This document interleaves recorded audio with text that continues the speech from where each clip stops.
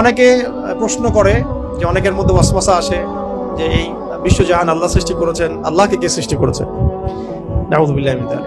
নবী সাল্লাল্লাহু আলাইহি ওয়াসাল্লাম বলেছেন, যখনই এমন কোনো চিন্তা আসবে, এই চিন্তা শয়তান ঢুকিয়ে দেয়, যখনই এমন কোনো চিন্তা আসবে সেজন্য পরে আউযু বিল্লাহি মিনাশ শাইতানির রাজীম, এবং ঈমান পাকাপোক্ত করার জন্য যেন পরে আমানতু বিল্লাহি ওয়া রুসুলিহি, আমানতু বিল্লাহি ওয়া রুসুলিহি, রুসুলিহি বহুবচন, আমানতু বিল্লাহি ওয়া রুসুলিহি।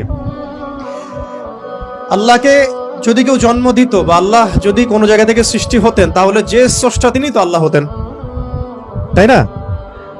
আল্লাহ যদি নাউযুবিল্লাহ কারো কাছ থেকে সৃষ্টি হতেন, তাহলে তো তিনি আল্লাহ হতেন না।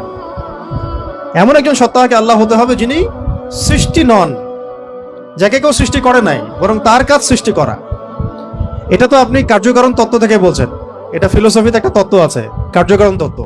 মানে তত্ত্বটা হচ্ছে এরকম, ইউনিভার্সিটিতে আমাদেরকে একটু পড়ানো হয়েছিল আর কি, যে প্রত্যেকটা কাজের পিছনে একটা কারণ থাকে।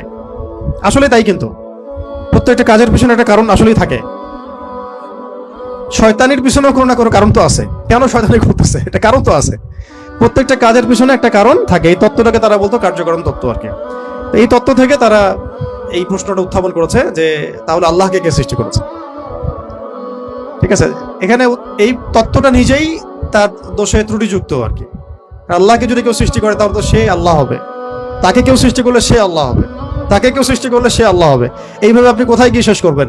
যেখানে আপনার চিন্তার জগৎ শেষ হবে, সেখান থেকে আল্লাহ রাব্বুল আলামিন শুরু হবে ইনশাআল্লাহ। ব্যাপারটা এরকম।